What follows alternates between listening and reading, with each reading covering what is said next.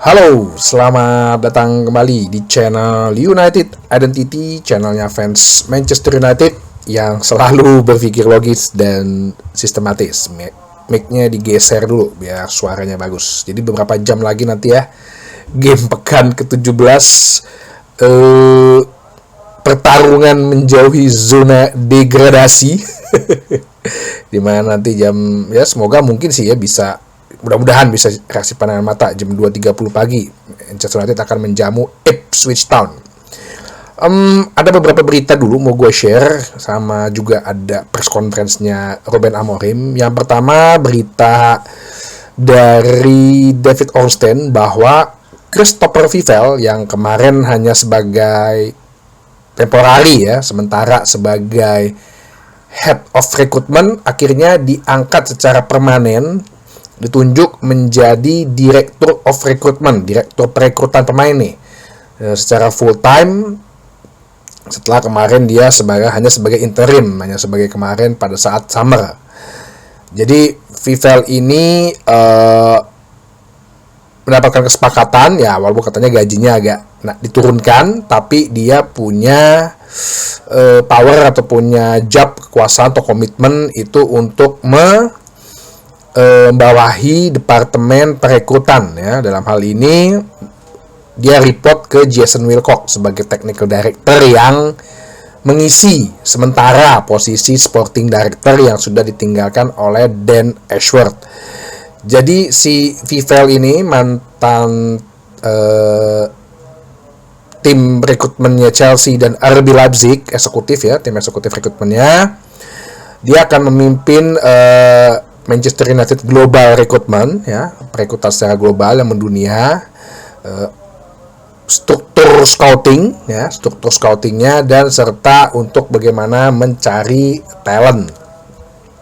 Ya, Christopher Vivel ini di Leipzig kan sebelumnya, tahu sendiri Leipzig itu kan selalu mendatangkan pemain-pemain yang punya talent ya, yang kuku, Benjamin Sesko gitu, banyak lah. Terus si Gvardiol yang di Liverpool. Nah, kemarin sih prestasi dia di pencapaian dia di bulan ini, maksudnya selama dia mulai join sebagai interim ya, dia antaranya mendatangkan itu Patrick Dorgu, Aiden Haven, termasuk juga Chido Obi, Seko Kone. Nah, itu Diego Leon, itu adalah rekrutmen global yang berada di bawah pekerjaan dia gitu, yang sedang dia lakukan ya. Mungkin juga sebenarnya pas lagi summer kemarin kan ya, berkaitan juga seperti perekrutan Mazraoui dan Matthijs de Ligt, si Joshua Zirkzee yang menurut gua sih mereka itu ya punya andil lah ya, nggak ada yang istilahnya performanya nggak kelihatan atau menurun. Nah, jadi dengan demikian, dengan adanya Christopher Vivel ini, ada kejelasan dalam struktur perekrutan gitu loh. Kalau dulu sebelumnya kan pelatih yang menentukan kan, gue pengen beli pemain ini ya, contohnya lah yang gampang ya Ten Hag gitu loh. Ten Hag kan kemarin ya karena pemain-pemainnya nggak sesuai dengan sistemnya dia, akhirnya dia coba beli pemain-pemain yang ibaratnya yang dia anggap bisa cocok dengan sistemnya dia ya, pemain-pemain ex Liga Belanda lah ya, kayak Anthony, Mason Mount, Wout Weghorst, Lisandro Martinez ya, kayak gitu-gitu kan, Andre Onana. Bahkan untuk seorang striker pun dia akhirnya cari sendiri gitu ya, dapatlah nama si Højlund ya. Jadi ini Ten Hag baru interview tuh kemarin tuh di podcast Belanda lah, dia bilang salah satu yang dia rindukan dari Manchester United adalah Old Trafford. Sedih-sedih juga ya dengernya ya. Ya gitulah kalau udah mantan, tapi kan kita tetap hargain dia, oke, sebagai ex pelatih atau yang pernah menjadi bagian, once is red always red. Nah, jadi hal-hal yang kayak gitu lagi tidak akan ada lagi overlapping, tidak akan ada lagi yang jadi semuanya jelas gitu. Jadi si tim rekrutmen ini, tim emerging talent ini mencari pemain, sistemnya adalah seperti yang dilakukan oleh Amorim, ya. Nanti mereka ngasih tuh lapor ke Jason Wilcox analisa lagi, ya pasti berdasarkan data, semua berdasarkan data, dengan berdasarkan penglihatan, mungkin video juga. Dan situ baru dibawa ke Amorim, ya. Jadi tugas seorang pelatih itu berat, gak cuma masalah ngurusin strategi doang. Udah bawa ke Amorim pelajarin, mungkin Amorim dapat info juga dari orang-orangnya dia, gitu kan. Di scouting dia lihat sendiri juga, oke, cocok. Ya emang secara data, secara ini ya seperti cara dia di Sporting lah. Nah, ya semoga menjadi lebih baik ya, biarlah kita nggak mengalami kejadian yang sebelumnya lagi, membeli terlalu over, membeli ternyata akhirnya nggak sesuai ekspektasi.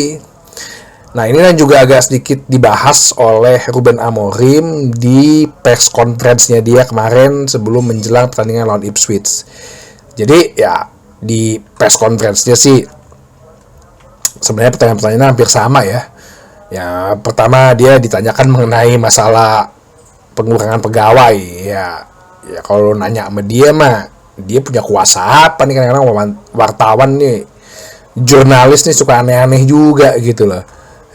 Ya kalau dia ditanya, dia apa yang mau diperbuat ya, dia pikir dia selalu bilang dia punya empati gitu loh terhadap mereka yang dipecat gitu loh, bukannya dia nggak punya empati. Cuman apa sih yang mesti diperbuat? Yang penting kan sekarang yang dia lakukan adalah bagaimana dia mempersiapkan tim ini untuk mencapai kemenangan gitu. Nah, dia itu juga sempat ditanya mengenai masalah si Rasmus Højlund ya. Rasmus Højlund kan sudah 15 pertandingan ya tidak mencetak gol. Ya dia bilang begini, kegagalannya Rasmus Højlund nggak bisa mencetak gol itu sebenarnya adalah kesalahan kita gitu, kesalahan tim. Kenapa? Ya kita nggak meng-create chances buat dia gitu. Nggak tahu si paling create chances tuh nggak meng-create chances tuh buat si Højlund katanya. Kita nggak menciptakan peluang buat dia gitu loh, nggak memberikan peluang ya. Bagaimana dia bisa mencetak gol kalau dia mau nggak bisa mendapat peluang yang harusnya diciptakan oleh teman-temannya gitu loh, rekan-rekannya gitu. Nah, jadi yang bisa mungkin dia lakukan ya adalah bagaimana gue terus mempersiapkan tim ini, improve ya secara bersama-sama. Ya wajar sebenarnya sebagai seorang striker nomor 9 gitu ya, ya sebagai ukuran striker dia sebenarnya masih muda gitu lah ya. Sulit mungkin ya kalau apalagi ketika udah bermain gak mencetak gol. Nah ini yang kadang-kadang masalah mental ini. Secara teknik dia punya, di latihan dia selalu memberikan yang terbaik, terlihat kecepatan dia punya ya. Mungkin ya, nah ini yang mungkin dia bilang nih, dia juga mengkritik Højlund gitu ya. Dia kadang-kadang suka gugup ketika pegang bola ya, dan dia terlalu lama untuk passing serta pergerakan tanpa bolanya ini. Nah, pergerakan tanpa bolanya ini dia selalu move away gitu ya, yang dimana harusnya dia nggak begitu gitu. Nah jadi kan kalau lo lihat kan striker kan harusnya ya lo mencari peluang, bukannya lo kan kelihatan sih Højlund itu kan kalau nerima bola dia justru lebih sibuk bergulat dengan back lawan gitu loh, bukan lo fokus di bola aja. Ya kalau emang lo gak bisa ya bolanya lo passing, jangan lama-lama gitu loh ya. Itu yang maksudnya si Ruben Amorim. Ya lo kalau ada back menjaga lo, ya lo move away lah dari situ gitu loh ya, cari ruang kosong lah, bukan lo sibuk bergelut sama back lawan, nggak guna gitu loh. Mau cari apa, cari foul gitu kan, nggak seperti itu ya. Mungkin itu akan diteruskan diimprove ya makanya gue bilang mungkin dengan coba dibasang Chido Obi mungkin akan menjadi alternatif yang bagus. Karena kalau gue lihat Chido Obi ini mencari space-nya, gue nggak lihat first toss-nya juga ada masalah gitu ya, touching bolanya. berapa kali kok dia bisa kasih passing bola, nggak pegang bola nggak terlalu lama, cepat passing. Cuman ya begitu dipassing ke Garnacho, sama Garnacho nggak dipassing balik sama dia ke Chido-Obi gitu. Nah ini yang gue bilang kemarin di preview bahwa bagaimana kalau Chido-Obi cobalah pasang dari starter, karena hari ini kan mestinya tim youth ya main ya. Chido-Obi nggak masuk di tim youth, apakah nanti akan dipasang sebagai starter? Nah, itu yang dikatakan Ruben Amorim mengenai Højlund. Sedangkan yang lainnya ya biasa lah ya, wartawan-wartawan menanyakan mengenai pressure, padahal dia udah bilang bahwa dia nggak masa pressure ini mengganggu dia. Terus apakah lo khawatir dengan tuntutannya Sir Jim? Dia bilang dia tidak khawatir, dia tetap fokus pada pekerjaan dia. Terus mengenai Patrick Dorgu, dia bilang sangat dia impress karena dia bisa bekerja sama gitu dengan Bruno, kombinasi dia dengan Bruno Fernandes ya. Karena dia juga melihat bahwa gue udah ngamatin si Patrick Dorgu ini sejak dari Lecce. Jadi dia lihat bahwa ya di lapangan dia nggak kaget ibaratnya.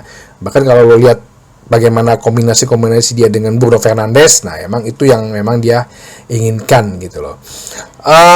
Terus ditanyakan aja mengenai pressure man di Old Trafford, ya dia bilang kan bahwa gue kalah udah 10 kali ya, 6 kali kalah ya, 6 kali kalah di kandang gitu.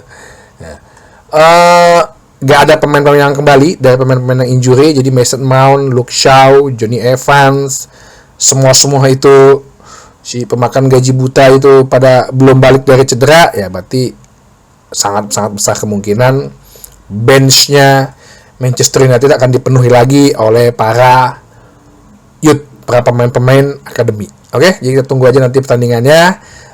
Semoga 3 poin untuk semakin menjauhi zona degradasi.